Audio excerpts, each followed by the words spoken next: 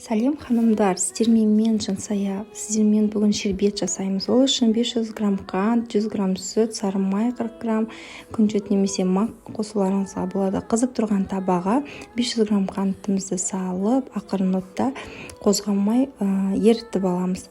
Және оның ерігенін қантты қозғамай табамен бірге қозғаймыз. Және сол кезінде ол қантымыз күйіп кетпес үшін астын мұқият қарап тұрамыз. Қантымыз еріген кезінде осындай болып піседі. Сол кезінде 100 грамм сүтімізді құйып, оны жылдам осылай қозғаймыз. Өйткені жылдамдық керек, асты күйіп кетпес үшін. Бетіне шығып тұрған мынау түйіршіктерден қорықпаңыздар, ол қайнау барысында ол еріп кетеді. Және осы уақытта сары майымызды қосып қайнатамыз. Бұл шербет өте дәмді болады. Осылай сары майымыз қайнаған кезде ол массасы 2 есеге үлкейеді. Өте дәмді, иісі де асханаларыңызда алып кетеді. Балаларыңызға қатты ұнайды, ата-аналарыңызға ұнайды және кәмпиттің орнына тез желімді болады.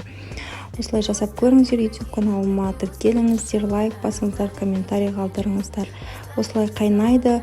Қайнау уақыты ұзағымен 15-20 минуттай. Өйткені бұл қайнау сұйықтық жаңағы қантымыз өз бойын ұстап тұратындай болғанша қайнатамыз. Өз еріктеріңізбен мейіз қоссаңыз да, жаңғақ қоссаңыз да өздеріңіз білесіздер. Мен күнжет және мак қостым. Және осылай қозғап тұрдым. Өз қалауларыңыз бойынша үйде жасап қайталап көріңіздер.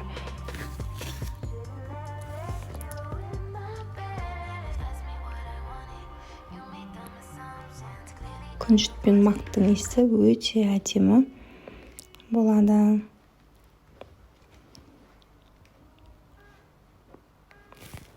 Күнжет пен мак әрі түсіне рең беріп, әдемі сұлулық береді. Осылай қайнайды. Массамыз дайын болған кезінде құрғақ ыдысқа құйып аламыз.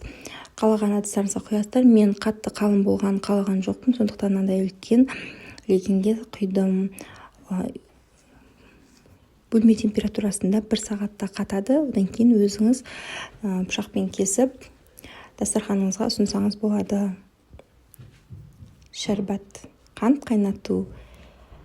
Лайк басып, комментарий жазыңыздар. Осындай түсі әдемі, карамельді иіс өте керемет. Жасап көріңіздер.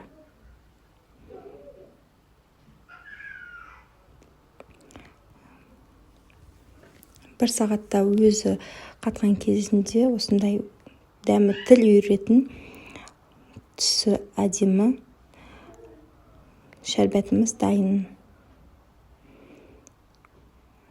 Жеген кезіңізде аузыңызда еритін күнжет пен мактың дәмі карамельге өте қатты үйлеседі.